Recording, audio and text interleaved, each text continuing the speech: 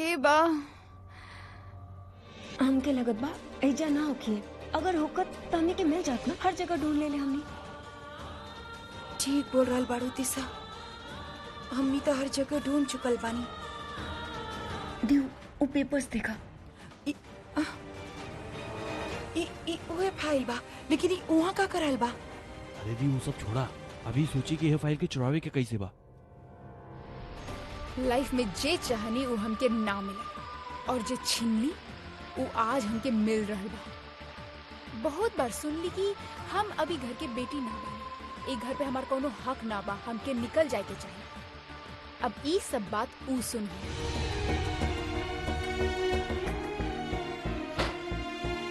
दिया भी का कहलू, हमके बतावे काहे ना देलू दादी के। रोकती ना तो और का करती पूरब, ये छोट बात ना हो। हम तीनों ये बात के लेके इतना टेंशन में बानी, दादी के पता चला तो उनकर का हालत होत। एक तब वैसे ही हम सब उनके खुश रखे की कोशिश करे नहीं, उनकी तबीयत की वजह से इतना बड़ टेंशन ना दे सकेनी, उनकी तबीयत के साथ इतना बड़ा रिस्क ना ले सकेनी, यही से हम तरह के रोक लेनी। पर दी आज न तक कल उनके ये बात पता चल ही जाए। वहाँ वो आलिया रजिस्ट्रेशन ऑफिस खातिर निकल चुकल बिया, हमने के हाथ से टाइम निकल जा रहा बा। हाँ दी, अगर वो दोनों रजिस्ट्रेशन करावे में कामयाब हो गई नहीं तो जे बात आप दादी से छुपाई नहीं ना, वो आके खुदे उनके बता दे हैं। वैसे भी बहुत टाइम निकल चुकल बा, अब कोनो चमत्कार ही बा जे आलिया के बढ़ता कदम रोक पाई। वरना एक बार रजिस्ट्रेशन ऑफिस खुल गई ना तो हमने के सारा रास्ता बंद हो जाए।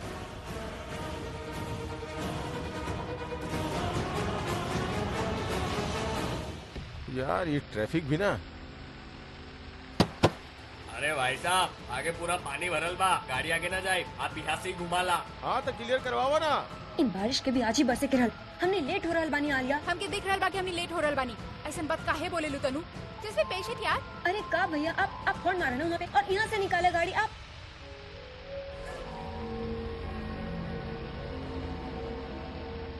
अब प्लीज ये मत कहिए कि सब्र के फल भी मीठा होखेला। तोरा के सब्र करे खातिर ना, चुप रहे खातिर बोल रहल बिया।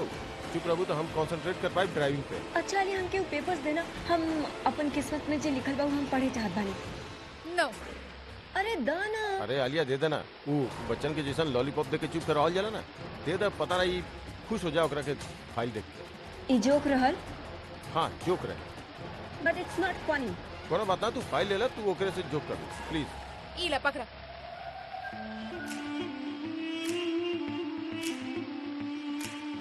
ये पेपर्स ना हमार नया जन्म कुंडली बा।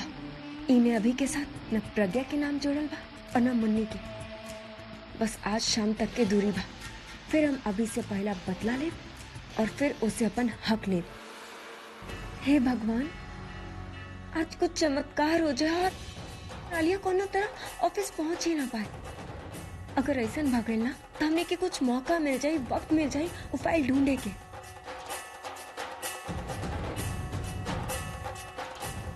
भगवान भी कब तक हमार मदद करिए, वो भी तब तक हमारे साथ देने जब तक हम सच के साथ देनी। लेकिन जब हम खुद अपन पति के धोखा देनी तो भगवान हमारे साथ का ही देनी। हम इनके अंधेरा में रखनी और अब हमके हर जगह अंधेरा दिख रहा बा, कहीं कोनो उम्मीद ना दिखाई दे रहा बा। थैंक गॉड आप सब यहाँ मिल गए।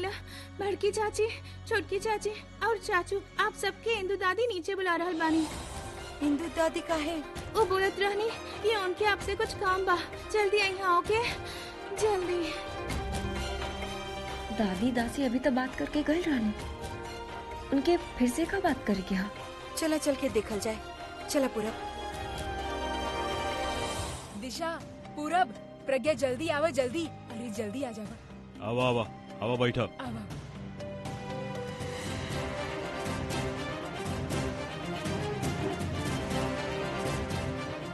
दीदी, हम रात के बारिश देखनी आपसे कहले रहनी ना कि ऐसा नहीं होगी। हाँ माँ जी, बारिश तो कल से रुके के नाम ही ना ले रहल बा, लगातार हो रहल बा। का हाल हो रहल बा? हम भी अंदर बैठल बानी, बाहर का हो रहल बा पता ही। अरे बाहर कोहराम मचल बा। अजय जरा टीवी की आवाज और ऊंचा करिया। नमस्कार, खास खबर में आपके स्वागत बा। कल रात भइल भारी बारिश की वजह से मुंबई में हर जगह पानी भर चुकल बा। जल भराव के कारण यातायात पूरा तरीका से ठप पड़ गई बा। रेलवे ट्रैक्स और रनवे भी पानी में पूरा तरह डूब चुकल बा, जौने वजह से काफी सारा ट्रेन और फ्लाइट्स कैंसिल कर देल गई बा। जैसन कि आप देख सकेले, शहर के निचला हिस्सा सबसे ज्यादा प्रभावित रहल बा। यहाँ लोगन के घर में पानी घुस चुकल बा। घर के अंदर भी लोगन के काफी दिक्कत के सामना करे पड़ रहल बा। म्यूनिसिपल कॉर्पोरेशन सारा स्कूल, कॉलेज और ऑफिस बंद करे के ऑर्डर देले बा और लोगन के घर में रहे के अपील कइले बा। पर जे लोग ऑफिस खातिर आज सुबह घर से निकल बाड़े, उनकर वापस आए मुश्किल हो रहल बा। मौसम विभाग भी 4:30 बजे तक हाई टाइड के चेतावनी देले बा। ऐसे में लोग जल्दी घर पहुँचे चाहत बाड़े और जब तक हालात सामान्य न हो, स्थिति ऐसे ही बनल रही। हम आपके अपडेट करत रहब। नमस्कार।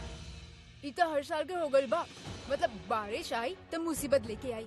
पापा जी, हम राज के बोलले रहनी कि आज ऑफिस मत जा, लेकिन हम कहनी ना तो जानबूझ के ऑफिस गईले। इतना लोग फसल बाड़े रेलवे स्टेशन पे, ये लोकल मुंबई के लाइफलाइन होत रहे, अब वही के वजह से सब कुछ ठप भयल बा। हम तो कहत बानी कि जे लोग बारिश में फसल बाड़े ना, सब लोग अपन अपन घर चल जावे। उनका रिश्तेदार कितना वेट करत होखी है, कितना फिक्र करत होखी है। हे भगवान, सुना जाए अभी तो ठीक होखी ना? माँ जी, वो तो बेंगलोर गयल बा, बारिश तो यहाँ हो रहल बा मुंबई में। मिताली बेटा, हाँ? तू राज के फोन लगा, ओकरा बोल घर पे वापस आ जावे।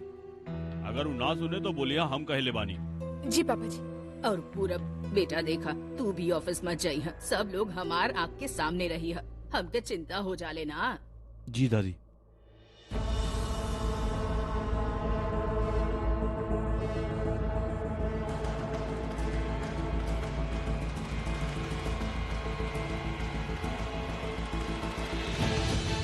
मतलब अब वो लोग पेपर्स लेके ना जा पाई हैं।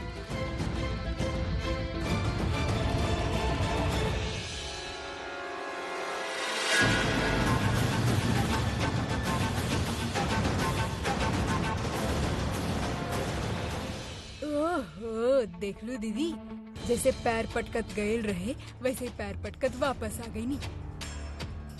काश कि इतना बारिश हो जावे कि शहर के सारा गंदगी दूर हो जावे, मगर हाँ, कुछ गंदगी ऐसा होखेले जे कबो साफ ना होत।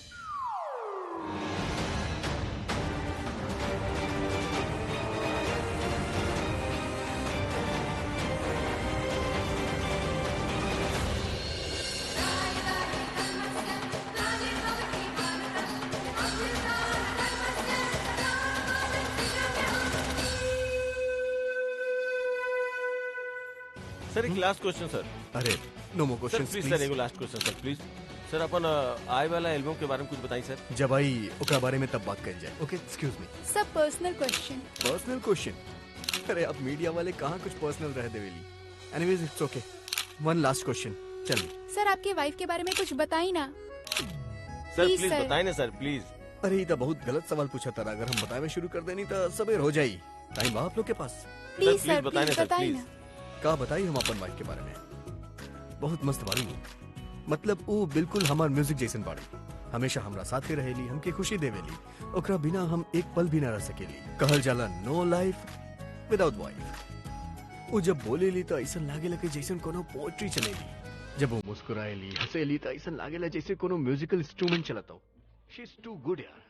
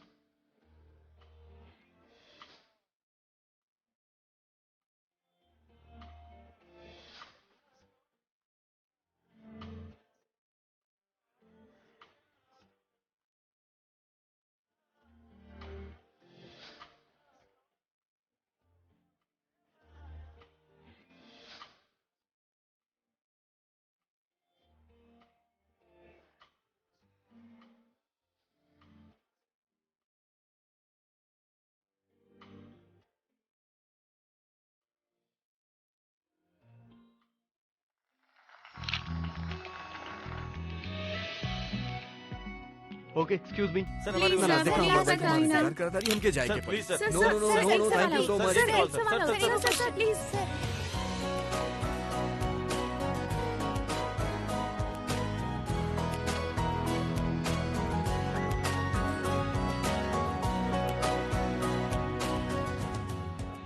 यार, हम फोन चार्ज काहे ना कैली?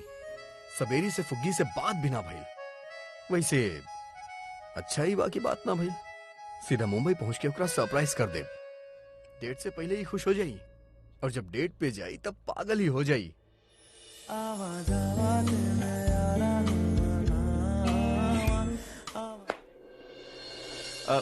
अभी सर एगो प्रॉब्लम हो गई बा। कैसन प्रॉब्लम? फ्लाइट डिले हो गई बा या फिर फ्लाइट ओवर बुक्ड हो गई बा? देखा, अगर बहुत सारा लोग बड़े फ्लाइट बुक हो गई बाड़ी तो जाके पायलट के बोल दिया कि अभी जोन बाऊ खड़े खड़े आई। ना सर, प्रॉब्लम बहुत बड़ बा। आई मीन आज आपके एजे रुके क्यों? मुंबई में हेवी रेनफॉल की वजह से वहाँ जाए वाला सब फ्लाइट कैंसिल हो गई बा। हम फुग्गी से डेट के वादा कैले रानी। डेट छोड़ अब तो मिल भी ना पाई। लागत बा कल तक अभी है गाना गुनगुनावे के पड़ी। कोनो charter flight, helicopter, let's do something out.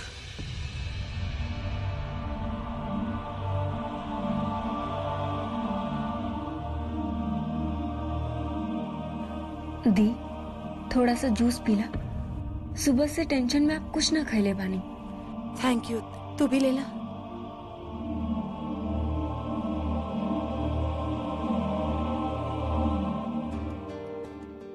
वैसे जूस तो आलिया और तनु के भी देवे के चाहिए ना, हालत तनु के भी खराब होकर होगी। पर वो दोनों ऐसे चुपचाप ना बैठे हैं। ये बारिश को वो अपन हार ना मानी की, और हमने के भी ये अपन जीत ना मानी के चाहिए। हमने के को मौका मिलल बा, कल रजिस्ट्रेशन ऑफिस फिर से खुली और वो दोनों फिर से वहाँ जाएंगे, और उनसे पहले हमने के वो पेपर्स लेवे के होगी। तू ठीक कह रहल बाड़ा पूरब। इस शायद हमने के पास आखिरी मौका बा, हमने के पास कल तक के ही वक्त बा। पर कैसे? हमने के तब तक इहो ना पता बा कि पेपर्स रखल कहाँ बा। घर में बाड़े पेपर्स या बाहर बा, जब तक पता ना चली हमने ढूंढब कहाँ। दिशा हम तरह से कहनी ना, वो आलिया ही पेपर्स के लिखे केहू पे भरोसा कर ही ना सकत। पेपर्स के घर से बाहर होके के सवाले उठती ना, वो ये घर में बा और वो दोनों के ही पास बा, और हमने के कोनो भी हाल में वो दोनों से पेपर्स हासिल करे के बा। पूरब हमके लागत बा हमने के वही प्लान पे चले के चाहिए। बस ए बार सिर्फ आलिया की ही ना, हमने तनु के भी बेहोश कर दे। वो प्लान में खतरा बा। पिछला बार जब दिशा आलिया के बेहोश कैले रहल तो एक हालत खराब हुए रहे, और ये बार अगर तनु भी होगी तो खतरा डबल हो जाएगी। लास्ट टाइम तो हम घबराहट में हम वो काम कर देले रहनी, पर ई बार अगर वो दोनों होगी तो हमारा डर भी डबल हो जाए। घबराहट में हम कोनो गलती ना कर दी। कुछ ऐसा करे के होगी कि हमने उनका नजर के सामने से वो फाइल ले जाए और वो देखते रह जाए, कुछ न कर पाए। लेकिन दिशा ऐसा कैसे हो सकेला? हमने उनके आंखें सामने से फाइल ले और कुछ न करी है। सब कुछ हो सकेला पर ई ना हो सकत। एक बार के शेरनी के मुंह से होकर निवाला छीन सकेनी, पर ये लोग उनके पास से वो फाइल छीना मतलब इम्पॉसिबल। हाँ, कल अगर वो दोनों रजिस्ट्रेशन करवा लेनी तो सब खत्म हो जाए। शेरनी शिकार भले ही करत होके, पर शेर चाहे कुछ ना करत होके, जंगल के राजा शेर ही होकेला। मतलब एगो शेर ही बा जेकरा सामने शेरनी भीगी बिल्ली बन जाले, और हमनी के भी आलिया और तनु के सामने एगो ऐसा शेर खड़ा करे के होकी जेकरा सामने वो भीगी बिल्ली बन जावे। ऐसा के बाद जेकरा से आलिया और तनु डरे नहीं, केकरा के अलावा बाड़ा तू लोग दोनों के सामने केहू ऐसा जे चोर के दाढ़ी भी काट देवे और तिनका भी निकाल लेवे, और ओके पता भी न चले। पूरब जी अब कितना पहले बुझा रहल बानी, सीधा सीधा बताई ना का प्लान है आपके दिमाग में। काहे ना हमनी अपन घर में इनकम टैक्स के रेड पड़वा दी। का? जब इनकम टैक्स के ऑफिसर घर पे आके बोली है कि हमनी के घर के तलाशी लेवे के बाद, तो फिर आलिया का ओकर फरिश्ता भी ना रोक पाई है, और फिर हमनी के फाइल मिल जाई। पूरब जी आप जानत बानी ना, आप कह रहल बानी मेरा हाउस में आईआईटी के रेड। आप समझ रहल बानी ना, घर वालों की कितना बदनामी होगी। दिशा, हम असली रेड की बात न कर रहल बानी, हम नकली ऑफिसर के साथ नकली रेड की बात कर रहल बानी। ऑफिसर्स भी नकली हुई हैं और रेड भी नकली होगी, लेकिन रिजल्ट असली होगी। हमके ये काम बहुत रिस्की लग रहा बा। जे लोग ये काम में माहिर बाड़े, अगर उनका जरा सा भी शक भइल ना, तो आगे हमने कब्बो भी उनसे वो फाइल छीन ना पाई। दिशा, तू समझ ना रहल बाड़ू, जब चोर पकड़ा जाला ना तो वो इतना डेरा जाला कि ओके अपन जान बचावे के अलावा कुछ समझ ही ना आवेला। और आलिया और तनु के साथ भी वैसा नहीं होती। वो दोनों फाइल बचावे की कोशिश करी है, लेकिन बचा ना पाई, और वो वक्त हम वो फाइल के हासिल कर ले ना। फिर भी ना दिशा, पूरा बिल्कुल ठीक कह रहल बा। देखा, किस्मत हमने के ही आखिरी मौका दिले बा, और यही मौका में हमने के बाजी खेले के पड़ी। फिर अपनन खातिर थोड़ा रिस्क त लेवे के ही पड़ी ना। हमने के ये रास्ता अपनावे के चाहिए। तो ठीक बदी, हम अभी जाके सारा अरेंजमेंट करता नहीं।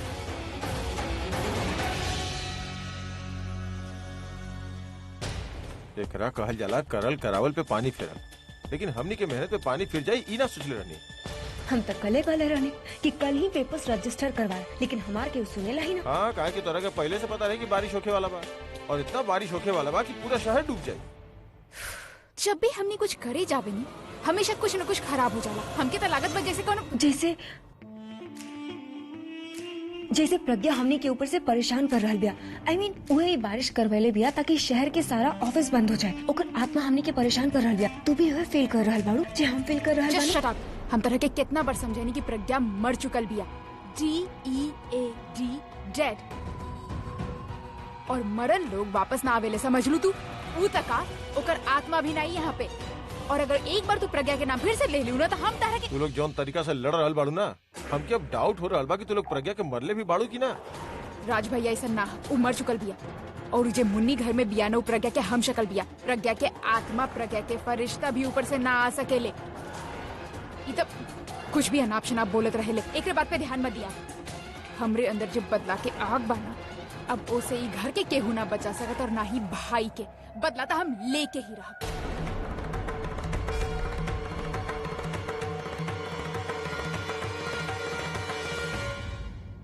और thank you. Bus thank you बोल के प्लीज हमके शर्मिंदा मत कर। तहरा के जे लागे के बा लगे, हम तो बोलब thank you thank you thank you. ताकि तू ना जाने लो दिशा, तार साथ पाके हमके कितना खुशी मिलल बा। तू जाके पूरब के सब कुछ ना बताई, तू तो ये सब ना होत पावत ना।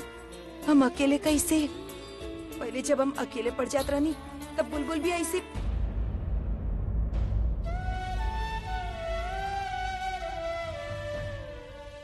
हाँ दीदी, इस साथी तब कोनो एहसान ना कि आप हमारा शुक्रिया अदा कर रहल बाड़ू। आपके जगह अगर हम होती तो आप हमार साथ ना देती। बुलबुल हो तो आप ओकर साथ देती ना। साथ तो हम जरूर देती। तब बस हमरा लाई थैंक यू से बढ़ के और का बात बाकी आप ई कह देली हमसे। और दी बड़ बड़ हमार खुशी ना बा, छोटा छोटा चीज में हम खुश हो जाएनी। ऐसे आज के बाद आप हमसे कुछ न छिपाए, हमसे सब कुछ बताए। और प्लीज एक थैंक यू वैंक यू मत बोलिए। ऐसे ही बुलबुल हमसे हर बात पे लड़ भी पड़त रहे।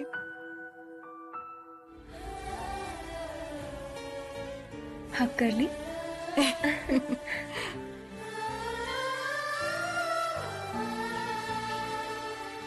मिस्टर अशोक, हम आपके कितना बार समझाएनी कि हमके एक्सक्यूजेस ना रिजल्ट चाहिए। आपके इतना सा बात समझ में ना आवे लगा। आप कुछ भी कही के, कैसे भी कही के ये काम कल खत्म करे के होगी। हम आपके पहले ही बता देता है। आलिया जी, हम अपन तरफ से पूरा कोशिश करब, लेकिन कमिट नहीं की कर सकत। काहे कि बारिश हमारे हाथ में नहीं है। हाँ, अगर शाम तक माहौल थोड़ा ठीक हो जाये, हालात ठीक हो गए तो कल ऑफिस खुल जाये, और ऑफिस खुल गए तो समझी आपके काम हो गए। कल चाहे बारिश होके या तूफान, हमके कौनो फर्क ना पड़ेगा। चाहे आपके ही पेपर्स रजिस्ट्रार के घर में काहे ना लेके जाके पड़े। ना ना ना ना आलिया जी, देखिए ऐसा ना हो खेला। आपके समझे के पड़ी, आपके प्रोसेस से ही चले के पड़ी। हाँ, हम फोन करके उनका से अपॉइंटमेंट ले सके नहीं, लेकिन घर जाके ना ना ना ना ऐसा ना हो पाए। आप कल के अपॉइंटमेंट ले ली, हम आपके बाद में फोन करता नहीं। तमीज ना बता रहा के, मान ली कि गांव के गवार बाड़ो, लेकिन ये घर में रहते तारा के कुछ दिन हो गए बा ना, थोड़ा सा तमीज ना हो के चाहिए तारा के केहू के कमरा में आवेले नॉक कई के आवेले। ये अपना आपके प्रज्ञा समझे और शायद ओकरे तरह इ तेवर भी दिखावे रे। प्रज्ञा तारा के दूसर लोगन के सामने बने के बा, हमनी के सामने ना, समझ लू। ये सब कुछ ही जानबूझ के करेले। तारा के लागेला कि तू कबो भी कोनो भी वक्त कैसे भी हमनी के कमरा में चल आईबू, हमनी के ऑर्डर करबू। मत भूला कि हम तारा के घर में लेके आयल बानी। I rule your life. तारा छुटका छुटकी हमरा कब्जा में। बकवास बंद कर अपन और हमारी बात सुनो। का कहलू तू? हम बोले कि बकवास बंद करो और हमारी बात सुनो। तहार हिम्मत कैसे भइल हमसे ऐसे बात करे के? अरे हिम्मत ना बढ़ल बा हमार सब्र के बांध ना एकदम टूट गइल बा। हमके जे बार बार तू लोग ई धमकावेला, अब धमकी के कोनो असर ना होखी। वो बोलेला ना कि बच्चा के इतना ना डांटा कि ओकरा डांट के असर ही खत्म हो जावे। तू लोग रोज रोज धमकावत रहेला, मजबूरी में काम करल बानी तू दोनों के, कोनो गुलामी थोड़े ना करल बानी। तार काम करी, बच्चा लोग से दूर रही। ओकरे बाद तू लोग के दूगो बात भी सुनी।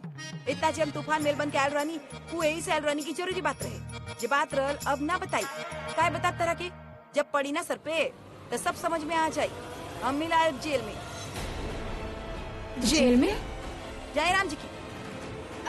मुन्नी रुका। मुन्नी सुनाई ना दे रहल बातों के? हमने तो के कब से बुला रहल बानी? अरे सुनाई तो तू लोग के ना देवेला, हमका बता रहल बानी तब से। तो अब बोला का बोले आयल रहलू? काहे हमनी से जेल में मिले आइबू तू? तू जाने तार काम जाने, हमसे काहे पूछ रहल बड़ो? खुदे सोच ले ना, हम तो गवार बानी ना, हमके काम करे के तरीका ना बा, बात करे के तरीका ना बा, सारा अकल तो तारा के दे देले ना भगवान जी। वो अकल के इस्तेमाल करो और पता कर लीजिए। देखा हमरा के काम रहलू हम करती, हमके पेपर पे साइन करावे के बोलत रहलू ना, हम साइन करा देनी, हमरा काम खत्म। हम जा रहल बानी अपन गाँव, बस हमार छुटका छुटकी हमके लौटा दा। पैसा ना चाहिए तू लोग से, आपके साथ रह तो गेहूं के साथ घुन भी पिस जाये। ज्यादा टाइम वेस्ट मत कर। जे बात बोले आयल रहलू ऊ बोला। का जरूरी बात बोले आयल रहलू? हाँ अब सुने के बाद हमरा बात। हाँ बताई, तू दोनों के एक तो मुसीबत से निकले लू ना, दूसरा में घुस जावे। सनी भारी बा तू लोग के। आज तक तू दोनों के काल ही आ गइल बा। हाँ काल? तू दोनों के सारा कला करनामा के कच्चा चिट्ठा खोले काल, साक्षात यमदूत आके।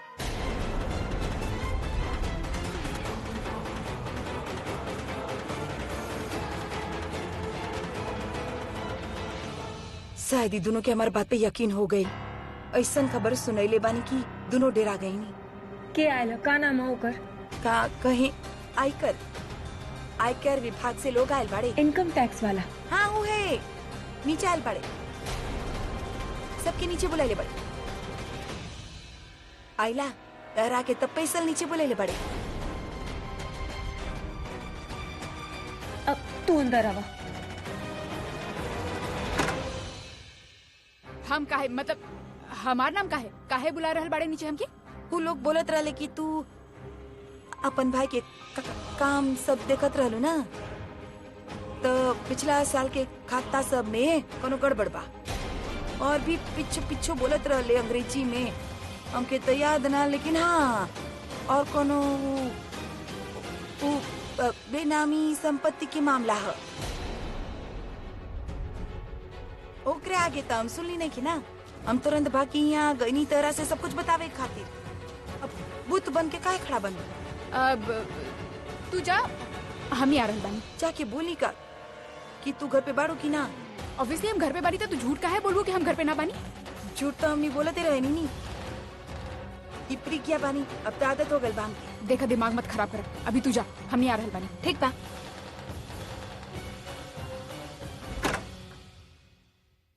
मुन्नी भी ना हमनी के ताना मारे के एक मौका न छोड़ेली। तू ओकरा छोड़, ई प्रॉब्लम से बाहर कैसे निकले के बा पहले ई सोचा। ई दोनों के हमार बातें यकीन हो गए बा और अभी डेरा गए पानी। भगवान करे ई हमार बातें फंस जावे और हमके वो फाइल मिल जावे। थैंक यू सो मच यार, इतना शॉर्ट नोटिस में यहाँ आवे खातिर और हमार हेल्प कर यार के यार बानी हम याद बा कॉलेज में तू हमार कितना मदद के लिए रहला, तब हमार मौका बाद दोस्ती निभावे के है। अच्छा बोला कि तू ही हमारा ई कमरा में काहे बोलोला? अरे हाँ, हम तोरा के यही बतावे खातिर ले आयल रहनी कि यार आलिया भी है ना, उसे थोड़ा बच के रही। वो बहुत से चालाक लड़की भी है, पता ना वो कब का कर देगी। अरे यार तू बस देखत जा, हमार एक्टिंग के आगे होकर दिमाग के सारा घोड़ा फेल हो जाई। ऐसा फेस बदल के जाई कि बस सचमुच के इनकम टैक्स ऑफिसर ही लागा। बस यार आज तो अपन अवार्ड विनिंग परफॉर्मेंस दिखा दे और वो ट्रॉफी वो फाइल हमनी के दिला दे। पूरब जी। हाँ दिशा, कब है? वहाँ प्रज्ञा दी आलिया और तनु के लेके नीचे आ गए बानी। चल हमार भाई, वक्त आ गए बा, दिखा दो अपन कमाल। तो फिक्र मत करो यार, तू बस देखत जा हमार कमाल। Good luck. थैंक्स।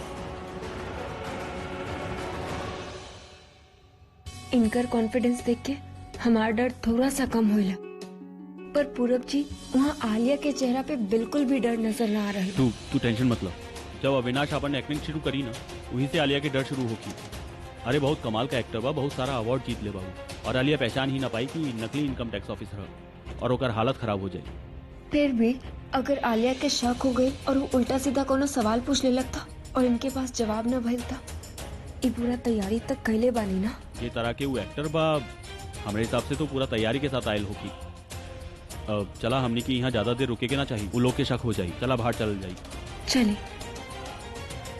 देखिए इंस्पेक्टर साहब, आपके केहू गलत न्यूज दे ले बा। और हमनी के अभी से जले वाला बहुत बाड़े। हमनी तो ए बार के जीएसटी भी पहले से पे कर देनी ना, है ना? अब अभी रह गइल बा का? हाँ, ऊ कानून के टैक्स रह गइल हो कि देखब तब सरकार शायद उहे वसूले खातिर भेजले बा। वो कहा ना कि अभी जे हमनी के बा ऊ तो हर साल हाईएस्ट टैक्स पेयर्स के लिस्ट में ओकर नाम आवेला। आपके गलतफहमी हो गइल बा शायद।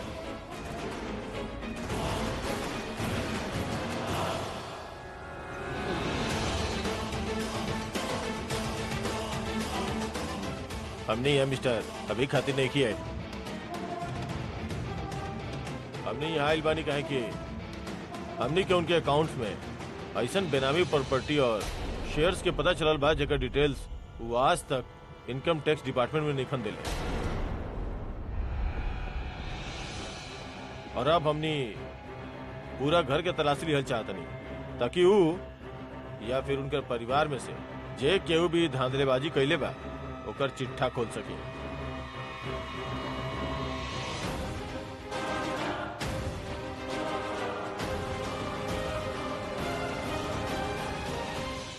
माजी घबरा मत, कुछ ना होखी। पर हमार मतलब कही के बा कि अभी तो यहाँ आयल नहीं खे ना, अपन काम के बारे में उहे बता सकेला ना। हाँ, अभी होता हुए जवाब दे। हाँ, पूरा यहाँ आवा जल्दी। का भइल दासी? का बाई? अरे दासी आप टेंशन मत ला, इनके जरूर कोनो गलत इन्फॉर्मेशन मिलल होखी और हम बानी ना, हम सब संभाल लेब। बट अभी लोग आ गए बाड़े तो इनके अपन काम कर लेवे दो।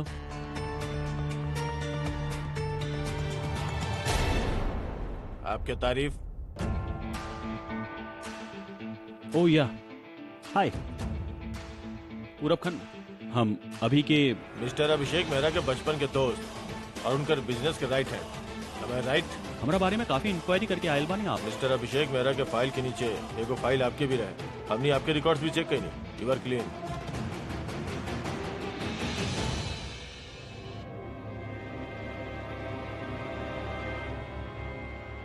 तो उम्मीद बा कि आप हमनी के काम में हमार मदद करो। श्योर, और आप मेहरा फैमिली से भी यही एक्सपेक्ट कर सकेले। आई एम श्योर यहाँ पे सब आपके कोऑपरेट करी हैं। I would really appreciate that. काहे कि हमारे काम में केहू टांग अड़ावे, ये बात हमके बिल्कुल बर्दाश्त नहीं किया।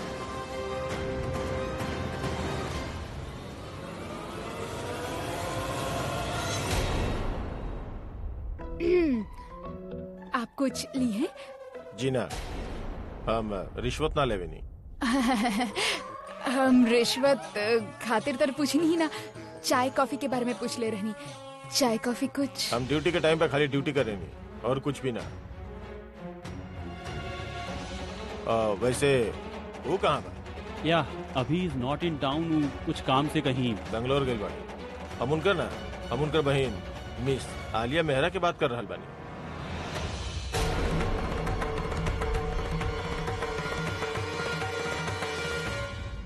हम बानी आलिया मेहरा।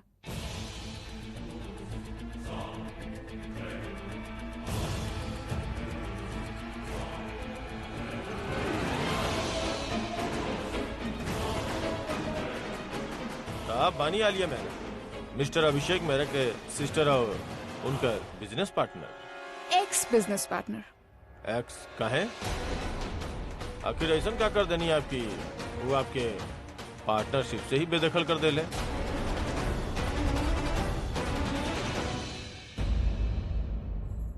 इट्स नन ऑफ योर बिजनेस। पहले आप अपन नाम और काम दोनों बताएं। अब हम यहाँ कोनो पार्टी मनावे दायल नहीं की जहर केहू के अपन इंट्रोडक्शन देते रही। आपके अपन नाम और काम बतावे में शर्म आ रहल बा? I am Avinash Bhegade, chief inspector income tax department Mumbai. और हमके अपन नाम और काम बतावे में ना शर्म ना बल्कि गर्व महसूस होखेला। इनकम टैक्स के चोरन के पकड़ल हमरा देशभक्ति लागे। हमके ऐसा लागेला जैसे मन हम अपन देश खातिर कुछ कैले होते। देशभक्ति के बारे में बात करब और फीलिंग्स रखब एकर मतलब ई ना कि आप बहुत बड़ा देशभक्त बड़ा। और आप ऐसे कैसे यहाँ पे आके ऐसे तो केहू भी बोल सकेला। कल के हम भी केहू के घर में जाके बोल दी कि हम चीफ इंस्पेक्टर बानी, आपके कोनो आईडी बा, कोनो सर्च वारंट बा, तो दिखावा हमके। आप हमार काम में रुकावट डाल रहल बा। पाटिल तनी इनकर कमरा के तलाशी तो लिया। देखिए शायद हमनी का काम जहाँ से शुरू भइल शायद वही खत्म हो जाए। हम बोलनी ना, हम ऐसे केहू के अपन कमरा में ना जाए दे जब तक हमके ऊ आईडी और सर्च वारंट ना दिखाई है, हम केहू के ऊपर जाए ना देब। अब का होगी? ई नकली आईडी और वारंट बना के ले आयल बाकी ना ले आयल होगी तो ई सब खत्म हो जाए। कांस्टेबल मीरा, जरा समझाई इनके कि सरकारी काम में दखल करे के नतीजा का होखेला। चला मैडम पीछे हटा। हाथ मत लगाइए हमके। हाँ हाँ वो सब ठीक बा, साहब के अपन काम करे दा, हटा इधर से। साहब के ही बोल रहल बानी तहरे, जब तक आईडी नहीं दिखाइए तब तक सर्च वारंट ना दिखाइए, ई आगे ना जा सकेले। समझ लू तू? तोरा के हिंदी ना समझ में आवेले का? कब से आईडी लगा के रख ले बिया। चला हटा यहाँ से। बोली ना हाथ मत लगाइए, कितना बार समझाई?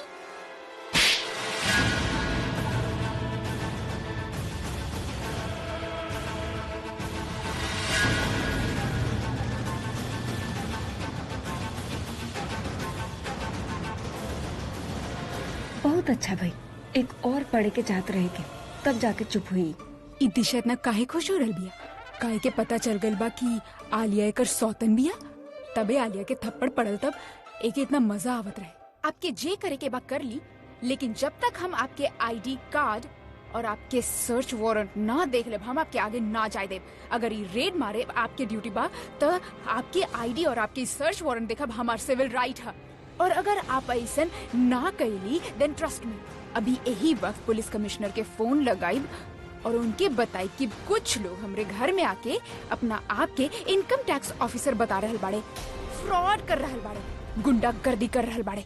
ना अविनाश ना, चुप मत रहा। तू चुप रहबा तो ओके शक हो जाई, पेपर्स ना बा तो कुछ तो बोले के ही पड़ी। एकर तो बोलती ही बंद हो गई। लागत एकर भांडा फूटे वाला बा, हम सब फंसे वाला बानी। अगर हम अभी कुछ न कही तो आलिया के हमरा पे शक हो जाई। हमके चुप ना रहे की चाहिए। और आप लोगन के का हो गई? केहू कुछ बोल काहे न रहल बा? पढ़ल लिखल हो के भी आप ऐसे केहू के घर पे आके रेड मारे दी है का? कोई आईडी सर्च वारंट काहे ना मांग रहल बा? हाँ जी, वो आई कार्ड तो दिखावे के ही चाहिए ही। जब तक आप अपन आईडी प्रूफ ना दिखाइए ना, हमनी के घर के कौनो भी सामान के आप हाथ ना लगा सकेले, तलाशी ना लेवे देब हम। अब जुराब भी ना मिली तो चली हम।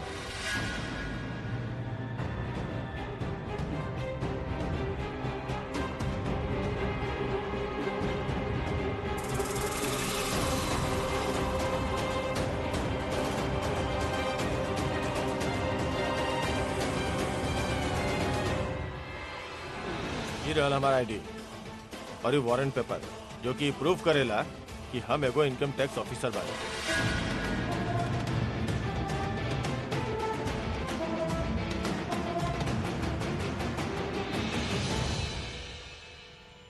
ये हमारा आईडी जो कि प्रूफ करेला कि हम एगो इनकम टैक्स ऑफिसर बानी और आप एगो इनकम टैक्स चोर। Mind your language. हाँ तक में गलत का कहनी? ये जे फाइल्स और आईडी देखे के तमाशा बा ना, ये सिर्फ एगो बहाना बा।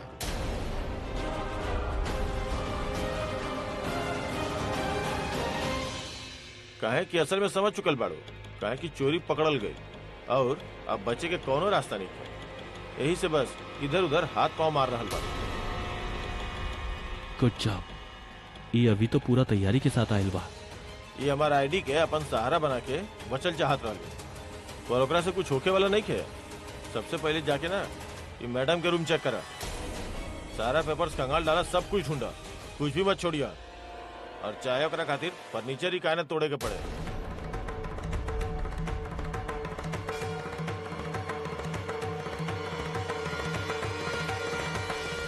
ओ नो, इ तो सच की रेड बा। अगर इनके अभी के साइन कल पेपर मिल गई था। सिविल राइट्स पूरा हो गया आपके मिसालिया। ये हमारे काम में आपके आखिरी दखलंदाजी रहे। एकरा बाद अगर आप अपन मुंह से भी हमारे काम में रुकावट डालनी ना, तब बिना कमिश्नर के फोन लगौले सीधा आपके जेल भिजवा दे। टैक्स के चोरी कैले होगा चाहे मत कैले होगा, लेकिन जेल आप जरूर जाइए। अगर आप कहीं तो छानबीन शुरू करें। न तो का मैडम के परमिशन के वेट कर रहा बड़ा। ये खुदे साबित कैली ना कि टैक्स के चोरी ये कैले बड़ी। जाओ जाके स्टार्ट करा। यस सर, चलो। का जरूरत रहे आलिया के ये ऑफिसर से पंगा लेवे के? कुछ ना बोलती तो कम से कम एक रूम में तो ना जाके चेक करते और हमनी के थोड़ा टाइम मिल जाता, कुछ भी सोच लेती। अब का होगी, अब तो गई नहीं काम से। अब का होगी? देखा अगर आपके कुछ टैक्स चोरी के बारे में कुछ कहे के होके तो आप हमसे कह सकेंगे ना। हम तो बस ऐसे बात करत रहनी। मिस्टर पूरब, पूरब, आपके तनी हमारे साथ ऊपर चले के होगी। देखिए आप मिस्टर अभिषेक के मैनेजर बनी तो हमके कुछ पेपर्स के बारे में डिटेल्स डिस्कस करे के बाद। हाँ चला।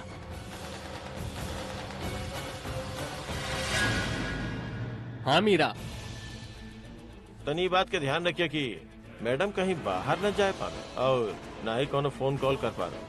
हाँ अगर इनकरा पिज्जा ऑर्डर करे के मन बा तो अलग बात बा।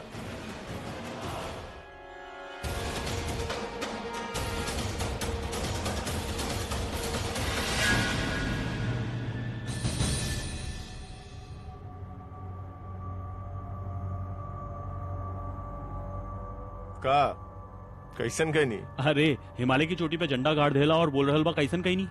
वो आलिया की बोलती ही बंद कर देला तू।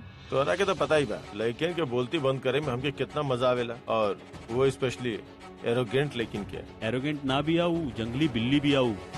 पर तू देखला ना कैसे नीचे उस जंगली बिल्ली के हम भीगी बिल्ली बना देनी। अरे यार तू कमाल कर देला सीरियसली।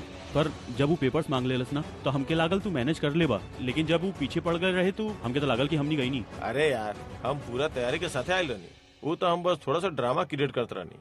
अरे तोहार ड्रामा सुपर हिट रहल यार, मजा आ गयल बा। और बेस्ट पार्ट तो ऊ रहल जब तोहार फ्रेंड आलिया के थप्पड़ मारलस, हमार वाइफ तो वही जे खड़ा होके हंसत रहे। अरे भाभी जी के पसंद आये तो इशारा कर देता, एक दो थप्पड़ और लगवा देती ओकरा। अरे ना यार, हमें ओकर के मारे वारे के ना बा, बस हरावे के बा। अब तू जल्दी से ना वो फाइल ढूंढवा दे, ओकरे बाद हमनी पार्टी करब। अरे बस हो ही गइल बा, चल का बा हमनी के बस वो फाइल ढूंढे के बा। चला।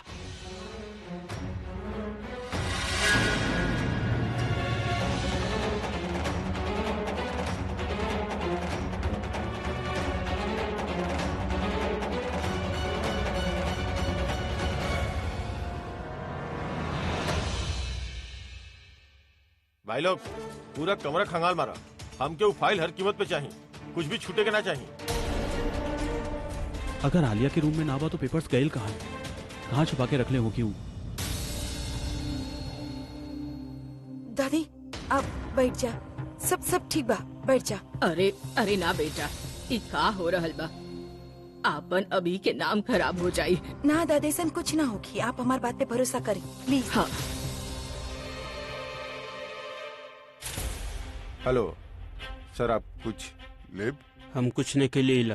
अरे सर हम पानी चाय पूछत रहनी, काफी टाइम लग रहा बा, आप लोगन के मेहनत कर रहा बानी और पता ना कितना समय लगी। तो आप समोसा ट्राई करी, हमारे घर के बहुत अच्छा बनेला, हमारे सर्वेंट बनावेला, आज सुबह बनौलस। जी अब हमार पति बनी बिल्कुल सही कह रहे बानी। रॉबिन हमनी के रॉबिन, अरे वो इतना अच्छा समोसा बनावेला कि अगर हमनी के यहाँ ना होत ना तो ओकर समोसा के दुकान होत, और ओकर दुकान पे ना लंबा लाइन लगत समोसा खरीदे खातिर। अच्छा ठीक बा, कहा ताड़ा तो ले ली थी, जा ले आ। रॉबिन सर और मैडम खातिर चाय और समोसा। ओके सर। हाँ मिताली तू देखा और केहू के कुछ चाहिए था? हाँ।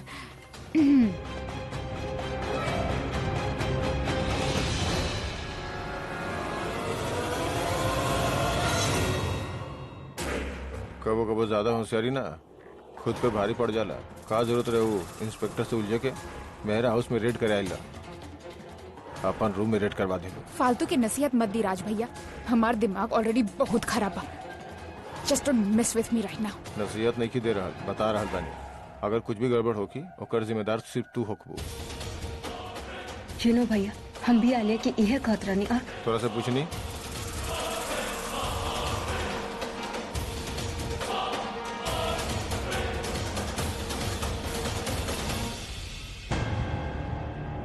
नहीं सर। लिहरा प्रज्ञा अभी आई कब? तू फोन पे ओकरा से बात कैलू? हाँ हम उनकी फोन करत रहनी, लेकिन उनकर फोन लागल ना। वो आ जाइए, आप टेंशन मत लो। जब वो कुछ गलत कैले ही ना बानी तो उनके साथ गलत काहे होखी? हाँ दीदी, प्रज्ञा सही कह रही बिया। हमनी कोनो टैक्स के चोरी कैले बानी जे हमनी डरी उजेकर दाढ़ी में तिनका। बहुत होशियारी मारत रहनी ना आलिया, देख लू पकड़ा गई। अब जब ये जेल जाए तब बहुत मजा आई।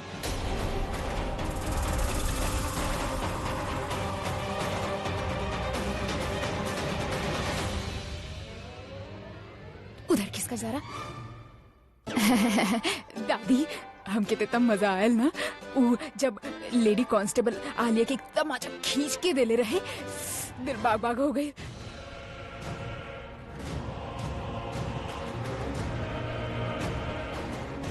दिशा, हमार बहन, तारा के ता बहुत बहुत मजा आयल ना जब आलिया के थप्पड़ पड़ल तबे। हाँ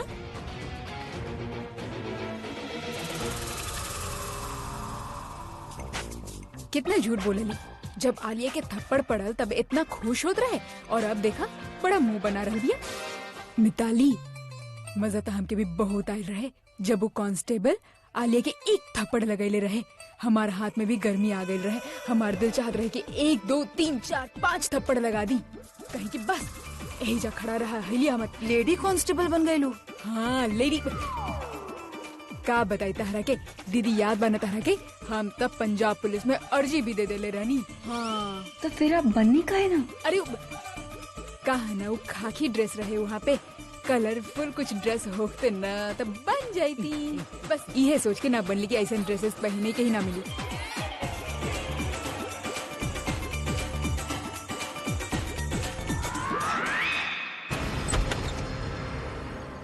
एक चोर के कमरा में कुछ ना मिलल तो जरूर ये कमरा में कुछ ना कुछ मिल जाये। ये कमरा बा के कर, ये तनु के कमरा हो। ये कमरा के ध्यान से चेक करी हो, वो फाइल जरूर यही से मिली। पर वो फाइल आलिया तनु के कमरा में रखी का है? अरे वो आलिया ऐसे लड़की भी है, वो अपन जान बचावे खातिर अपन दोस्त के जान भी खतरा में डाल दी। होके ना होके वो फाइल यही से होगी। सुना, वो फाइल यही कमरा में बा। तू सब ढूंढे स्टार्ट करा।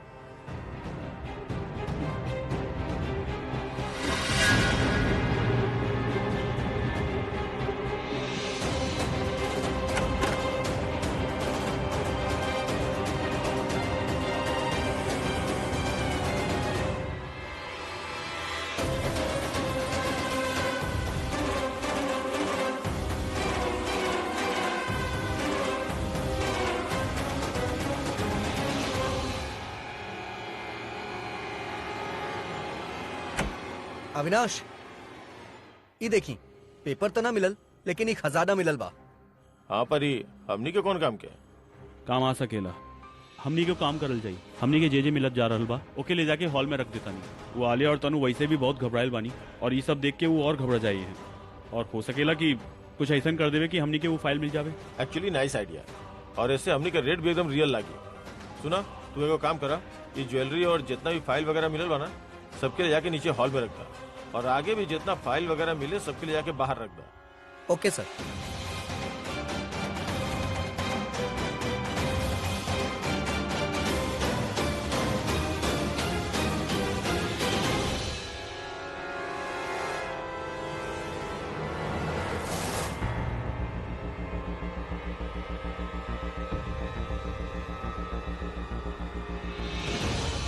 ये तो सारा हमार ज्वेलरी है। और ये ओ मैडम, चला उधर।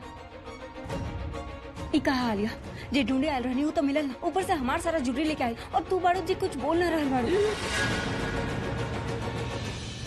इडियट।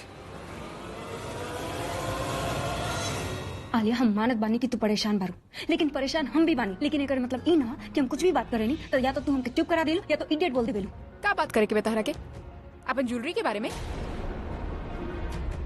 That's not important. बात ये बा कि ये लोग सारा सामान लेके आये हमने के रूम से। अगर इनके अभी के पेपर साइन करन मिल जाता तो का हो?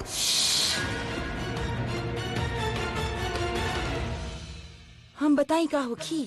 देखा, आइला तो जेल जाई ही, साथ में तू भी जाइबू, और जेल में तो चक्की पीसे की पड़ी।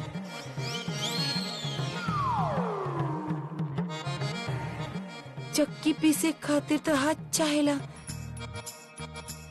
और तेरे हाथ में तो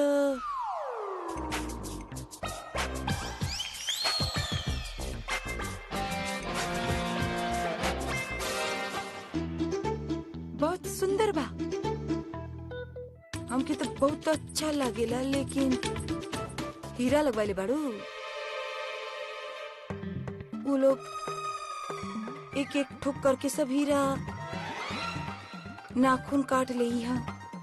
वहाँ टूटी तो बहुत दर्द होगी।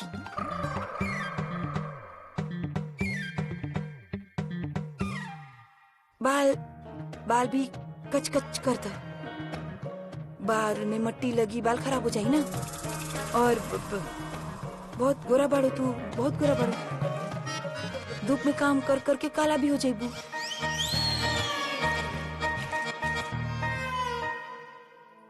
बोले लेना कि बुरा बोले वाला के मुंह काला होखेला।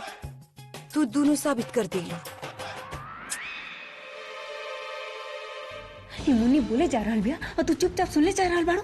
हम सुन रहल बानी काहे कि हमके केहू के डर ना बा। तू डर रहल बाड़ू काहे कि उतारा के डरा रहल बिया। लेकिन जब इंसान दिल से डरेला तो ओके अपन दिमाग के स्ट्रांग बनावे के होखेला। समझ लू तू? तहार कहे के मतलब बा कि तारा के बिल्कुल डर न लग रहल बा। ऑफ कोर्स ना लग रहल बा। जे चीज ऊपर ढूंढे गईल बाड़े ना तनु, ऊ उनके मिली ही ना। एटलीस्ट हमार कमरा से तो बिल्कुल भी ना।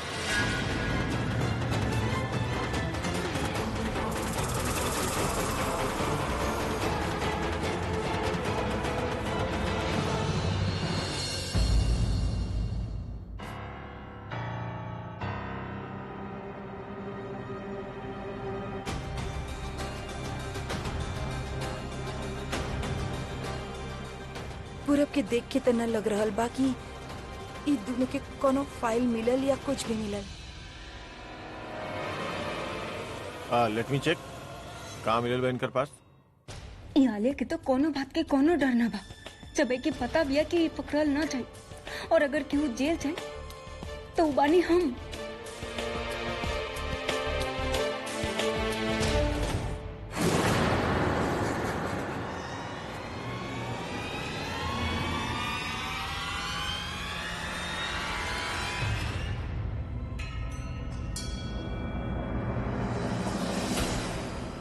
मिस्टर हेगड़े, का भाई हेकड़ी निकल गई आपके?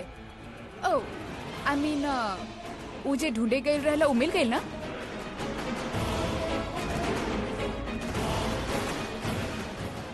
अभी तक तो ना मिलल, लेकिन हमके पूरा यकीन बा कि मिल जरूर जाए। Actually you are right. उम्मीद पे पूरा दुनिया कायम बा।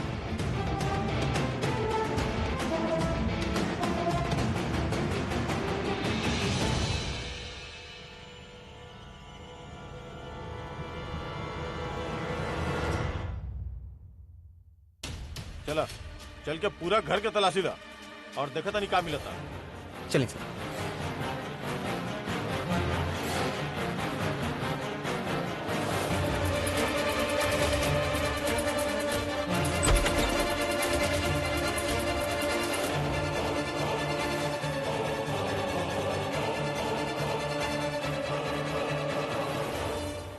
अरे का कर रहल बाड़ा? यहाँ का ढूंढ रहल बाड़ा? ये हमार कमरा बा। वहाँ देखा।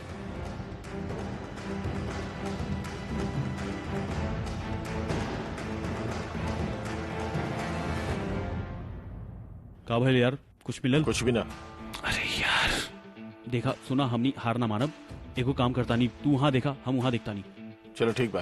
अरे अविनाश, हाँ सुना सुना, इधर आवा। अरे तो हार घूस निकल रही बा। ठीक से लगावा एक रखे।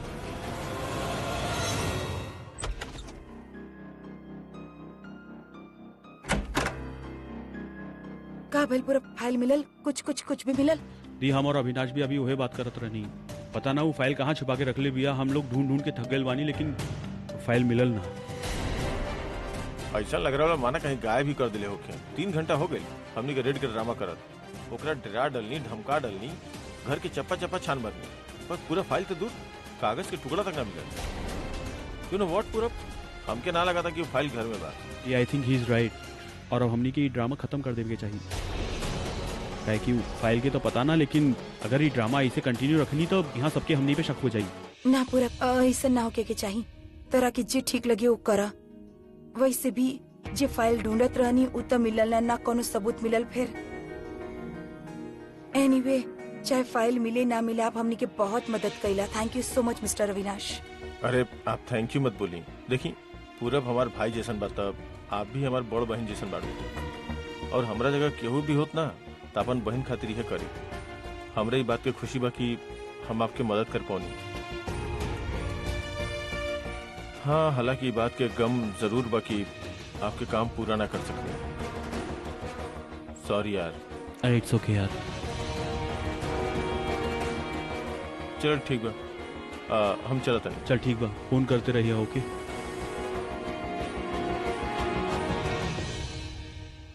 मिस्टर अविनाश, जी दीदी।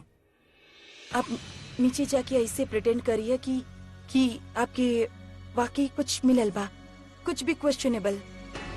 अगर आपके ठीक लगे तो कुछ फाइल्स ले जाइए जी, पूरा वापस ले आई। काहे कि वो लोग के लगे के चाहिए कि वाकई असली रेड रहे और आपके कुछ तो सबूत मिलल बा ओकरे अगेंस्ट। जी जी दीदी, वो तो कर ही के पड़ी। चलो तनी। Thank you again. पूरा हमनी का करब? ई रेड भी हो गइल और फाइल भी ना मिलल, कुछ ना मिलल। दी हमरे भी खुद कुछ समझ ना आ रहल बा। चीयर्स।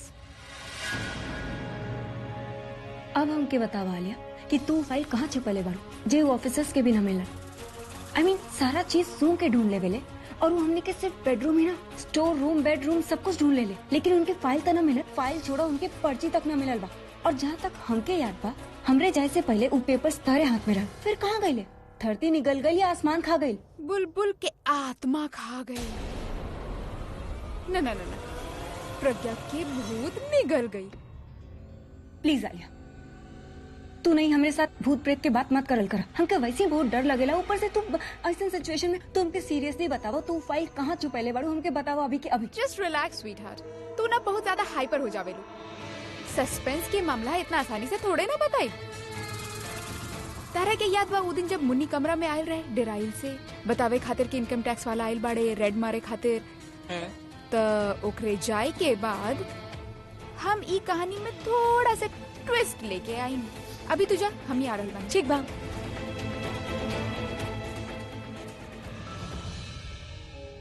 हमने तो फंस चुकल बानी। वो इनकम टैक्स वाला आई है, रेड मारी और उनके ई फाइल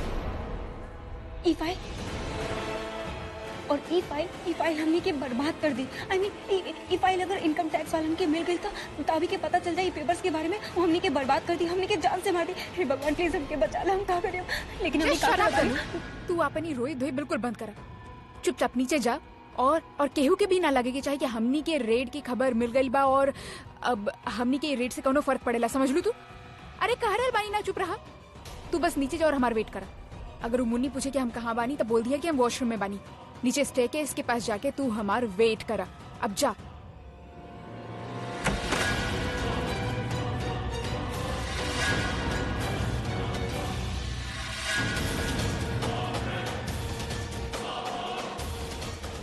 ये ले, अब हम तीनों के लाइफ आपके हाथ में बा। तो तू पेपर्स राज भैया के देले रहलो छुपावे खातिर, और छिपा भी ले लो। फिर भी हमके एक बात समझ में ना आई कि वो घर के अंदर ही रहले और इनकम टैक्स वाला केहू के बाहर जाए ना देत रहले, तो फाइल छिपौलन कहाँ?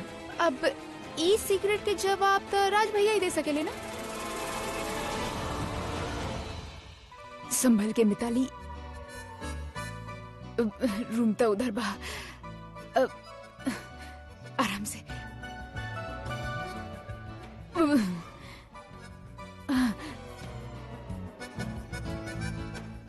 ओह गॉड जी, ये हमार कमरा के का हाल बना देले ये लोग।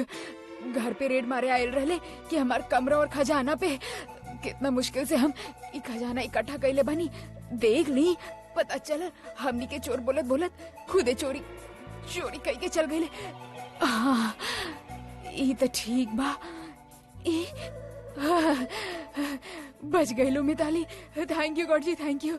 हमार खेत खलिहान उजड़े से बच गए, बाग बगीचा सब सही सलामत बा। मिताली जी मम्मी जी। तू यहाँ का कर रहल बाड़ू? अरे मम्मी जी, वो IT वाला आयल रहे ना रेड मारे खातिर, तो देखे आयल बनी की ज्वेलरी सही सलामत बाकी ना। तो सब सही सलामत बा? जी हाँ, अभी तक तो सब सही दिख रहा बा। कुछ चुरायल तो ना वो लोग।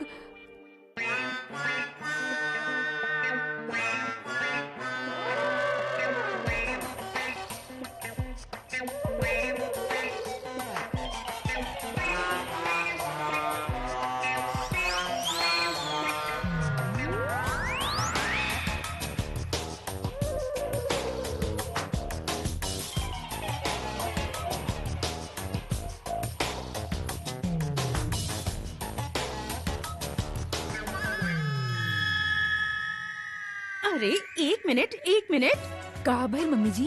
ई तो हमार बा। ना मम्मी जी, ई हमारा।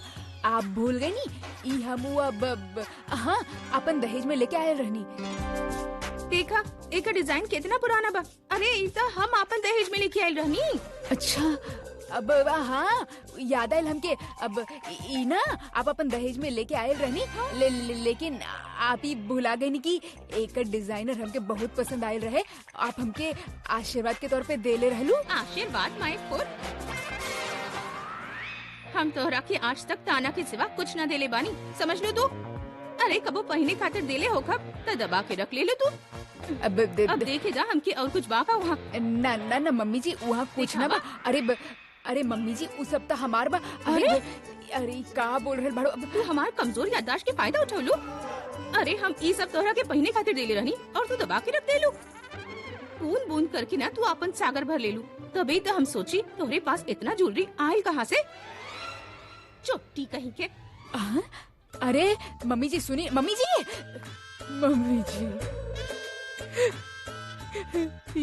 गॉड जी, क्या कर देनी आप? कितना मुश्किल से हम ही बूंद बूंद कह के अपनी खजाना इकट्ठा कैले रहनी। और वो आईटी वाला रेड मार के ना गईले, ई मम्मी जी रेड पीट के चल गई नहीं हमरा के। अब फिर हमके सालन लग जाए खजाना बनावे में। मोटी कहीं के सब लेके चल गए हमार। हमके तो ये समझ में ना आ रहल बा कि प्लानिंग हमनी कैले रहनी कि दुश्मन कैले रहनी हमनी के खिलाफ। लास्ट मोमेंट पे फाइल के एह तरह गायब होकर ई कोनो इत्तेफाक ना बा। ई जरूर कोनो सोचल समझल चाल बा। हाँ, हमके इससे लगत बा कि रेड के नाम सुनते हुए लोग अलर्ट हो गए लोग और फाइल ऐसा जगह छुपा दे लोग जहाँ कोई ढूंढ ही ना पाए। दी आप तो फाइल ओजे देख ले रहनी ना, और वो दोनों भी आपके साथ ही नीचे आल रहनी। इतना देर में वो फाइल रख कहाँ सकेंगे? हमके तो कुछ समझ ना आ रहल बा। समझ में यही से ना आ रहल बा काहे कि हमनी इस सब के तीसरा पहलू ना देख रहल बानी। तीसरा पहलू? हाँ पूरब, क्यों तीसरा बा जी आलिया और तनु के मदद कर रहल बा। क्यों तीसरा? हाँ दिशा, तू सोच के देखा। हम खुद ही अपन हाथ से ही फाइल आलिया के देले रहनी। वो अपन कमरा में रखलस और रात के हमनी ढूंढले गई नहीं तो हमके ना मिलल। और दूसरा दिन वो रजिस्ट्रेशन खातिर निकल गए। रजिस्ट्रेशन खातिर तो बिना फाइल के ही ना जाइए ना वो लोग। प्रदीप, फाइल तो उनके हाथ में रहल ना। पूरब, जब हम उनके रेड के बारे में बतावे गए रहनी तो वो फाइल हम उनके कमरा में देख ले रहनी। लेकिन जब तार दोस्त होके ढूंढे गए ओकरा की फाइल मिलल ही ना। और आलिया तनु तो नीचे रहनी ना, हमरे सामने रहनी हूँ। वो कुछ ना कर सकत रहनी। जरूर केहू तीसरा उनकर मदद कर रहल बा और हमनी के ऐसे नजर ना आ रहल बा काहे कि हमनी के नजर में कंटिन्यूस आलिया और तनु पे बा। केहू तो बा जो दोनों के मदद कर रहल बा। शायद आप ठीक कर रहल बानी। इतना कड़ा निगरानी के बाद भी अगर हमनी के वो फाइल ना मिलल, एकर मतलब फाइल केहू और के पास बा। और तीसरा के ढूंढे खातिर हमने के अपनी तीसरा आँख खोले के होगी, कड़ा निगरानी रखे के होगी ताकि वो हमने के नजर के सामने आए। हाँ दिशा, तू बिल्कुल ठीक कर रहल बारू। एक बार हमनी के ओकरा पता चल गई ना तो हमनी आलिया के सच्चाई सबके सामने ला सकेनी। और ये हमनी के आज रात के ही करे होगी। खाना लगिल बा, दादी सबके नीचे बुला रहल बाड़ी।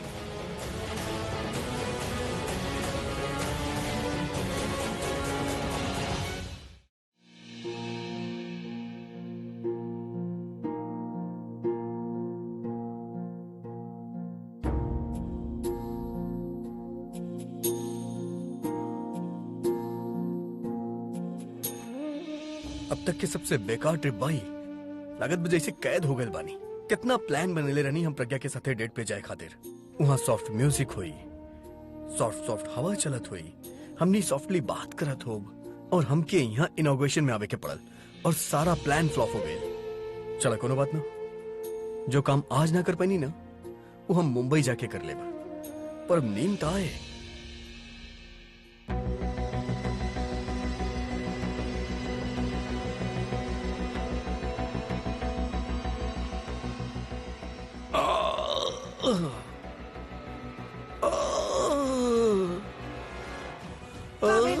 आपकी तबीयत ठीक बा ना? का हो रहल बा? सर दर्द हो रहल बा? जुकाम सर्दी वगैरह कुछ? हम ठीक बानी। का मतलब का हो गइल बा? कुछ बतावा ना, का भइल बा? का ऐसे कैसे तक हमके टेंशन हो रहल बा और कोई आपके उसे कहला ना कि आपकी तबीयत खराब बा। अरे का करल बानी? हमके तो बहुत एक्साइटमेंट होत बा। ई का करल बानी? आपकी तबीयत ठीक ना कितना रहल बार अभी तो। कहनी तरह से कि तू हमार टॉनिक बाड़ू। तरह देखी ली तो आंख में चमक आ जाला, तरह छुए ली तो बॉडी में लचक आ जाएला। मतलब आप झूठ बोलत रहला कि आपकी तबीयत ठीक ना बा। हमके यहाँ बुला लेला और आप सच बोल के केकरा जन्नत में जाए के बा? तू पास आ गेल बाड़ू ना तो जन्नत यहीं बन जाई। अब फालतू में बात मत बनावा, सच बतावा का हो? तबीयत खराब रहे हमार, मगर तू आ गेल बाड़ू तो तरह देख के एकदम मस्त हो गेल बा। आपकी हर बात मजाक लागे लेना। मजाक कहाँ करतानी, सच बोलतानी। जब तू ना हो खिलो तो हमके कुछ ना अच्छा लगेला, ना खाना खाए के मन करेला, ना सोए के मन करेला, यहाँ तक कि हमके गिटार बजावे के भी मन नहीं करत। अब देखा ना गिटार कैसे वहाँ पड़े पड़े बोर होत बा। सच बताई ना, जब तू पास हो खेलू ना तो सब कुछ अच्छा लागेला। खास करके जब तू हमसे प्यारा प्यारा बात करेलू ना, का नींद आवेली हमरा के। मतलब हम बोरिंग बनी कि जब हम आपसे बात करी नहीं तो आपकी नींद आ चले? हटा। अरे नींद के मतलब का बताई तोरा कि तू वर्ड्स के मत पकड़ा, फीलिंग्स के पकड़ा तू।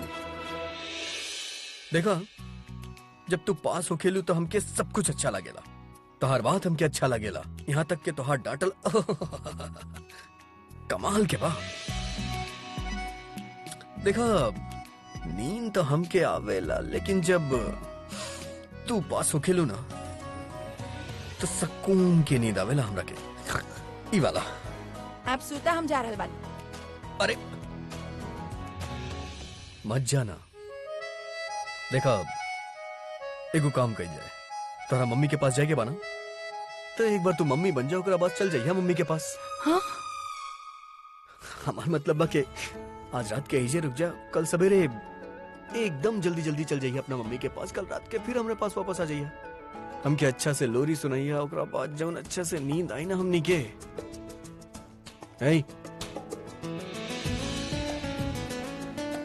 एगो आइडिया बा हमरा पास, तू ना हमके अच्छे से लोरी सुनावा ना, बदले में हम तोहरा खातिर एगो अच्छे से नाश्ता बनाई। व्हाट से? पहले आप अपना खातिर कॉफी और नाश्ता बनावे सिखा, फिर हमरा ला बनाई है। प्लीज ना। देखा तू समझे की कोशिश कर, हमके तोरा बिना कुछ ना अच्छा लगेला। जब तू पास हो खेलू तो हमके पर्दा बिना बादल जैसन लागेला, जब तू ना हो खेलू तो हमके कोनो चुड़ैल के आंचल जैसन लागेला।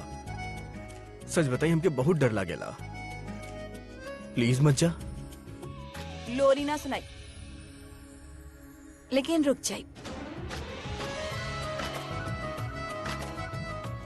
ओके अरे लेट्स डू दिस। अच्छा पीते बतावा कि आपकी नींद ना आल तो आप का कइला?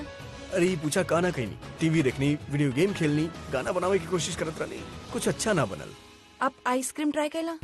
आइसक्रीम? आइसक्रीम खइले से यो नींद आ जाले। अच्छा ट्राइड एंड टेस्टेड तरीका है। अभी तो हम बानी है, अगर हम ना रही तो आइसक्रीम खा ली आपकी नींद आ जाए। ओकर जरूरत ही ना पड़ी, काहे कि हम तोरा से कबो दूर जाए ही वाला ना बानी। दूर जाए वाला बात ना बा, आपके काम बा, काम के सिलसिला में कहीं जाए के पड़ेल था। हम ऐसा कोनो काम ही ना करब जे में हमके तोरा से दूर जाए के पड़े। ऐसे ना बोले ले, आप इतना मेहनत से नाम कमैले बाड़ा, हम थोड़े ना चाह कि हमार वजह से आपके कोनो काम अटक जावे। चल आप सोचो।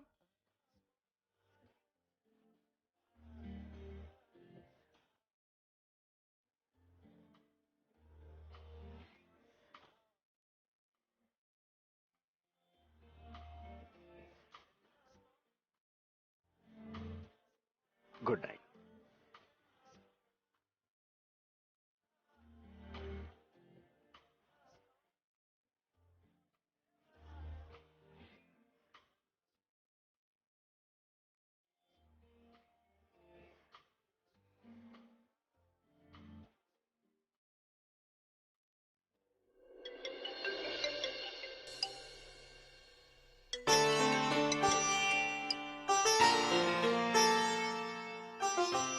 हेलो हाँ माँ, न न न अभी अभी अभी बिल्कुल तबीयत ठीक बा।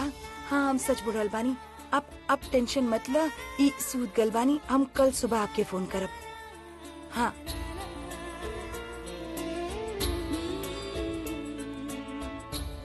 दूर तो हम खुद आपसे ना रह सकेनी, जिकर पति इतना अच्छा होगी वो भला कैसे उनसे दूर रह सकेले? अब सुतत ना रहला। जेकर पति इतना अच्छा हो के उ किस लिए ले बिना सुत कैसे सकेला? अपना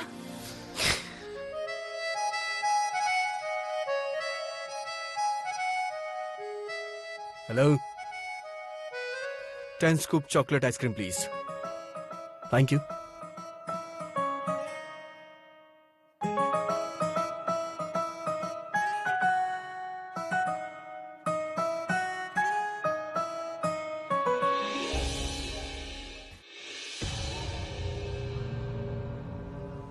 दी, आप बिल्कुल ठीक कह रहल बानी कि कोनो तीसरा इंसान हो जे लोगन के हेल्प कर रहल बा। वरना आलिया जे के रेट के बाद डरल डरल दिखे के चाहत रहे, वो तो बिल्कुल कॉन्फिडेंट लग रहा बिया जैसे कबो पकड़ल ही ना जाए। दिशा हमनी खातिर उहे ठीक बा। अगर आलिया वो कॉन्फिडेंट रही ना तबे कोनो गलती करी और वो ओकर जे साथी बा वो पकड़ल जाई। हाँ, और तीनों जरूर मिलिए ये डिस्कस करे खातिर कि रजिस्ट्रेशन प्रॉपर्टी के कब और कहाँ करवावे के बा। हाँ दिशा, और मिली है या तो आलिया के कमरा में या फिर तनु के कमरा में। हाँ, और वहाँ पे तो पूरब जी बाड़े ही नजर रखे खातिर।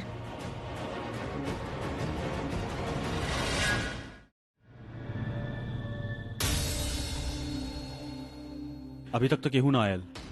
केहू भाभी की ना, कहीं दी के शक गलत ना निकले। ये आवाज कैसन रहे?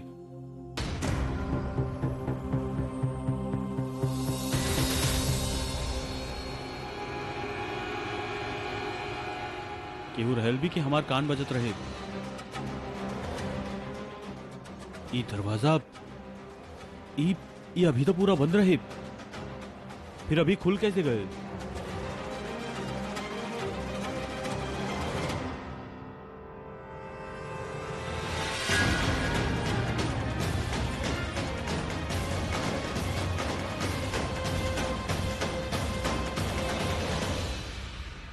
ई तनु, ई तो पलक झपकते ही गायब हो गए।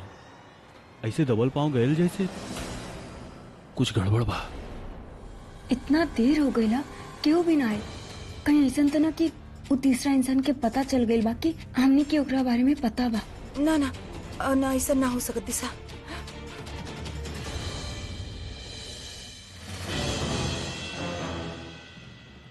दी, वो देखा दिशा,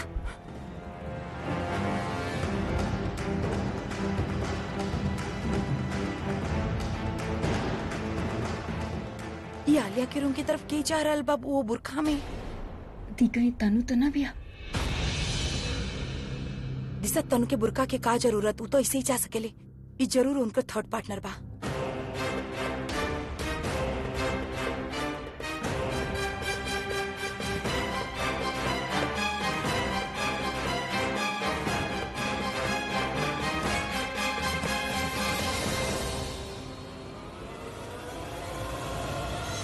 दिशा, तनु,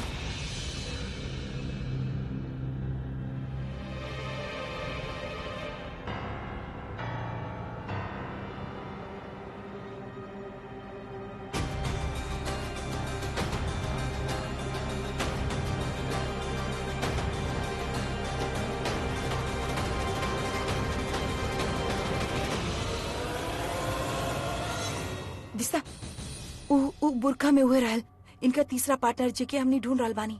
हाँ दी, पर पता कैसे चली कि बुरका में के रहा? हाँ, शक्ल तो कर देखे के ही पड़ी ना, कुछ भी कही के। दी, घर के ही तो कोनो मेंबर ना बा, और अगर घर के मेंबर बा तो मिताली भाभी हो सकेनी। ना ना दिशा, हमके ना लागत भाभी ये सब सोच सके नहीं। उनके दिमाग में दीप, अरे दीव, तनु तो अपन रूम में ही ना बिया। हमके कुछ आवाज आए, हम देखे गए नहीं, वापस आई नहीं तो पता ना कहाँ चल गए। पूरा वहाँ से निकल के यहाँ आ गए आलिया के रूम में। हाँ, हमने अभी ओके अंदर जाते देखी। बस अब अपनी के ही पता करके बाकी बुरखा में के रहल। बुरखा में? हाँ, पूरा क्यों ना बुरखा पहन के आलिया के कमरा में गया। ये जरूर वो दोनों के थर्ड पार्टनर बा। पर दी, पता कैसे चली कि बुरका में रहल के?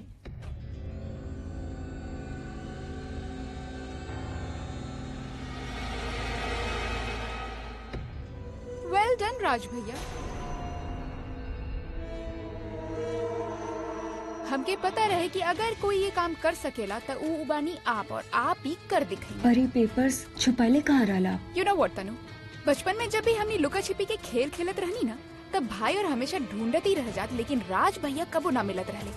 राज भैया ऐसे लुका छिपी के खेल खेलने बानी ना ये फाइल के साथ कि वो आईटी वाला बेचारा ढूंढ भी ना ना, पर हमार क्वेश्चन ये बाकी ये पेपर्स कहाँ छुपाइले रहला? आई मीन वो लोग तो पूरा घर छान ले। काहे कि फाइल घर के अंदर रहबे ना कइल, बाहर रहे। घर के बाहर? पर वो लोग तो केहू के भी घर से बाहर आई मीन कहीं भी जाए ना देत रहले। आप कैसे? यही खातिर स्टोर रूम में जे फाइल स्केप वाला पाइप वाला रास्ता रहे, जे गार्डन के बैक साइड में निकलेला, ओकरे में हम ये पेपर लेके वही फायर स्केप में कूद गए। चोट भी लगल। ये देखो, कोनो तरीका से हम ये पेपर्स के बाहर छिपौनी, ओकरा बाद फिर वही रास्ता से हम अंदर आ गए। नहीं, आज आप सुपर हीरो वाला काम कैला राज भैया। एंड यू नो व्हाट, एकर इनाम हम सबके मिली। जब प्रॉपर्टी सब हमरे नाम हो जाए, हम तीनों के कितना फायदा होगी सोच ले बड़ा। पर आपके ऐसे बुरखा में आवे की का जरूरत रहे? आई मीन आप नॉर्मली भी आ सकत रहला। मतलब तोरा के अभी तक समझ में ना आए? हमके लग रहा बा कि केहू बा जे हमनी के ऊपर नजर रख ले बा। केहू के तू दोनों पे शक बा। यही से सेफ्टी रीजन की वजह से हम ये बुरखा पहन के अपन चेहरा छुपा के होनी। और हमनी पे नजर के रख रहल बा वो इनकम टैक्स वाला।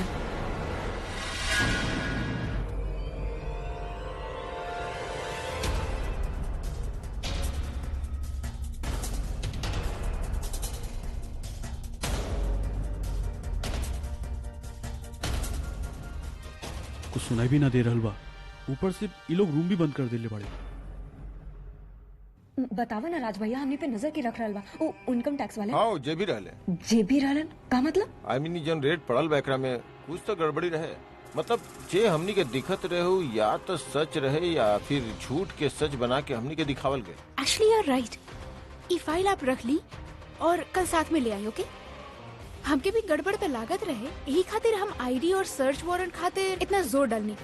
पेपर तो सही रहले। जब वो इतना बड़ा ड्रामा कर सकेले तो फेक पेपर्स ना बना सकेले। ये हमके भी लग रहल बा कि राज भैया सही कह रहल बानी। आई मीन काहे कि जब हमनी गए रहनी पेपर्स रजिस्टर करवावे तो कितना बारिश फैल रहे, सारा ऑफिसेस बंद रहा, फिर अचानक इनकम टैक्स के रेड हुकअप, यू नो थोड़ा अजीब लग रहा हमके भी कि कैसे हो सकेला। एक्चुअली यू आर राइट, वो रेड नकली हो सकेला। पर के करवाई सब? इतराज भैया पता करवाई। आई मीन अगर के हुई नकली रेट करवैले बा त एकर मतलब ई बा कि ओकरा हमरा और तनु के ऊपर शक होखी, त हर वक्त हम दोनों पे नजर रखल जाओ। लेकिन ओकरा ई ना पता कि राज भैया हम दोनों के साथ मिलल बाड़े। सो ई सब में राज भैया एगो आउटसाइडर के तरह सब चीज के देख सकेनी, समझ सकेले और पता लगा सकेले कि के बाजी कर रहल बा। ठीक बा, हम पता करता नहीं। कैसे पता चले कि अंदर का चल रहा बा? एगो काम करता नहीं, हम अंदर जाके देखा अरे ना ना ना ना ना, कहाँ जाता नहीं? का करल बाड़ू तू? अंदर जाके देखा तानी, बोल देव की गलती से अंदर आ गए रहने, चेहरा देख ले। इतना आसान नहीं के दिशा। आलिया के पता चल जाएगी कि हमके ओकर सीक्रेट पता बा और वो अलर्ट हो जाई है। का अलर्ट हो जाइए? एक बार शक्ल दिख जाए ना तो उनकर भांडा फूट जाए। का करिए? ऐसा कुछ ना होगी। आलिया कुछ न कुछ कह के बात संभाल लेनी है और हमार भांडा फूट जाये। दिशा तू समझे की कोशिश कर। दिशा वो ये वक्त नहीं के जानत के हमके उनका सीक्रेट पता बा। हम फाइल ढूंढने की कोशिश करल बा और हमके तीसरा इंसान के बारे में पता बा। जिन नहीं के पता मत पता चले दे। शादी बिल्कुल ठीक कह रहल बानी। हमनी के ओकर चेहरा छिप के देखेगे होगी, यही से बेटर होगी कि हम यही जे वेट करी।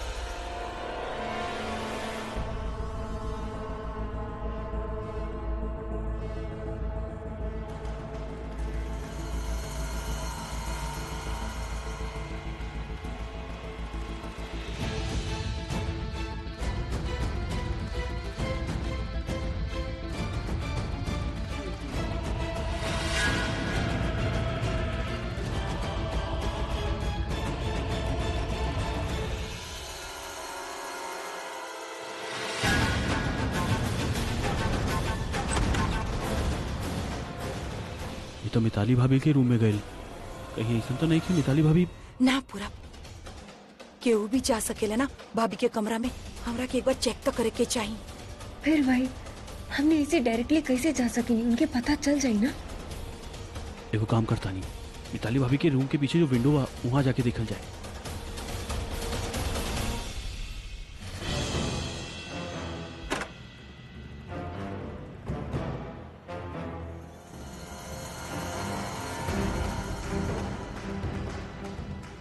जरा देख ले मिताली जाग तना रहल पिया, वो देख लेलस तो इजे कचहरी लगा दी।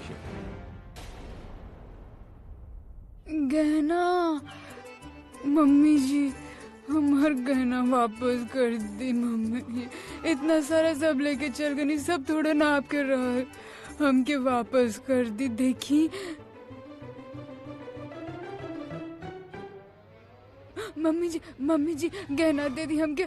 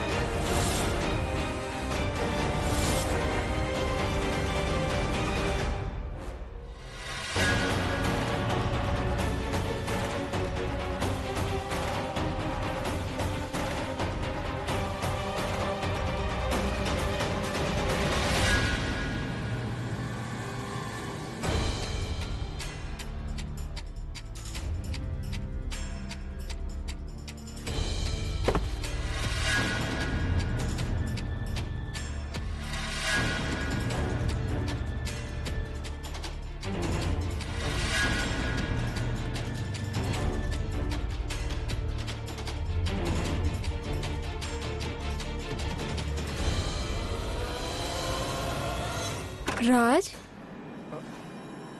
हाँ का करल बड़ा इतना रात के?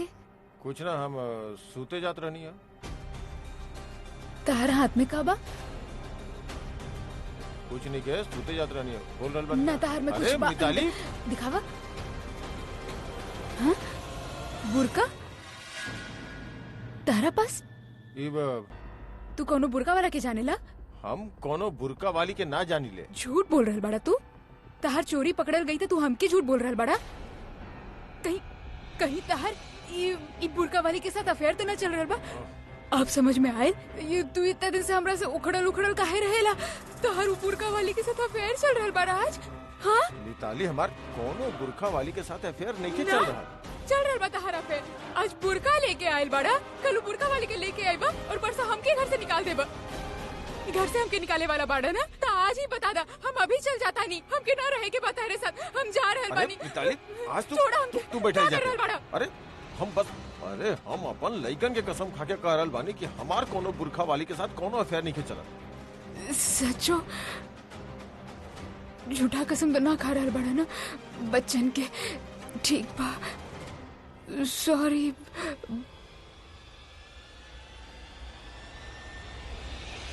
तो फिर बुरका मिताली, ई केहू और के बा, ई ओकरा वापस करे के बा। वापस ही करे के बा तो लेके काहे आयल रहला? अब सारा सवाल पूछ ले तू। सुता तू चुपचाप सुता हो, बता। सुत जा मिताली। लेकिन वो सुत जा चलो।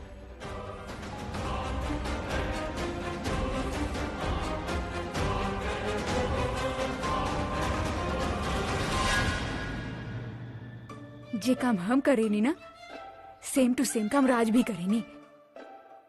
हमके तो ऐसा लागत बा कि राज ना बुरका पहन के जासूसी करेनी, लेकिन सवाल ये उठेला कि राज जासूसी करेनी के कर? ये बात हमारे दिमाग में पहले काहे ना आयल? आलिया और तनु के साथ केहू ई घर से दे सकेले तो वो राज भैया भी हो सकेली, हमके सोचे के चाहत रहे। दिशा एक्चुअली राज भैया बहुत ऑनेस्ट, बहुत उसूलों के पक्का रहे। एक मिसअंडरस्टैंडिंग की वजह से उनकर और इनके बीच में दरार आ गई और वो गुस्सा के लेके वो आलिया और तनु के साथ देवे खातिर तैयार हो गई ले। हमरा के जब ये सब पता चलल तो हम परिवार के सारा बात बताइले, राज भैया के बताइले भी कि वो इनके गलत समझ रहा बाड़े। राज भैया माफी मांग ले, वो ये भी कहले कि वो दोबारा ऐसा कुछ न करी है। फिर भी ऐसे शायद ठीक कहले कि किसी अच्छा इंसान के बुरा बने में वक्त ना लगेला, लेकिन बुरा इंसान के अच्छा बने में उम्र लग जाएले। पिछला बार तो आलिया और तनु उनका गुस्सा के फायदा उठा के उनके कन्विंस कर ले रहे आलिया के साथ देवे खातिर, लेकिन ई बार पता ना का भेल रहे कि राज भैया ई तरह के ओकर साथ देवे खातिर तैयार हो गए। ई बात ई ना बा कि वो तैयार हो गए। बात ई बा कि हमने के सामने होके भी बच गए। उस दिन डाइनिंग टेबल पे जब हम गलती से उनकर फाइल उठा ले रहे तो जोने तरह से वो रिएक्ट कर ले रहे तभी हमके समझ जाए के चाहत रहे कि वो फाइल हमारे हाथ में भी आके हमारे हाथ से निकल गए। और अब तो रेड पड़ने के बाद पता ना वो लोग फाइल कहाँ छिपा देले होखी हैं। हाँ, और हर बार वो फाइल के लोकेशन चेंज करते होखी। दिशा प्रॉब्लम तो है, लेकिन कम से कम हमरा के इतना पता कि वो के हजे आलिया और तनु के मदद करल बाड़े। थैंक गॉड उनके नहीं के पता के हम ई सब जाने ले। अब हमरा के ई सोचे के बा कि हम ई बात के फायदा कैसे उठाएं।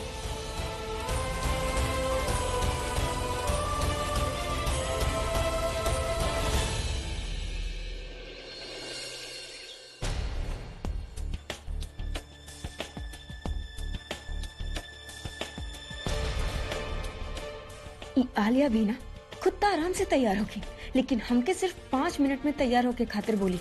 ओकरे वजह से मेकअप भी ठीक से न कनी, पता न कैसे लग रहा बानी।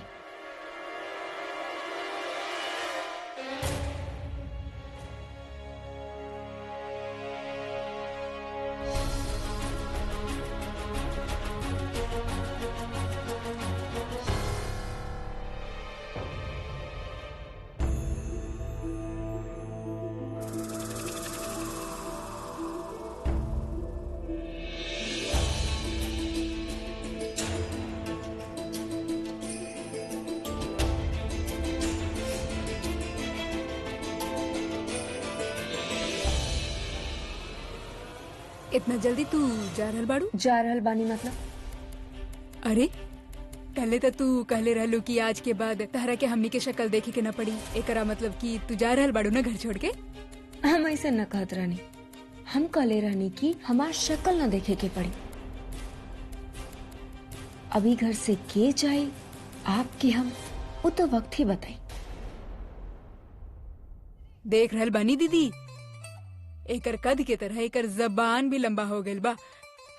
हमके घर से निकाले के बात कर रहल भी आई।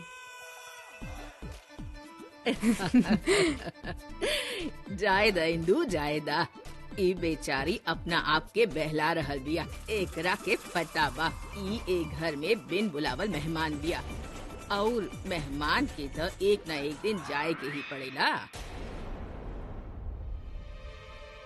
और तू सुन, प्रज्ञा के एहसान मान, जेकरा वजह से तोहार ई घर में दाना पानी चल रहल बा। ज्यादा जबान लड़ाई बुना, फिर देख लेहा प्रज्ञा के ही बोल के तोहार हुक्का पानी बंद करवा दे। ई सब कुछ तो आज शाम तक पता चल ही जाए कि केकर हुक्का पानी बंद होखेला, के घर में रहेला और के जाएला।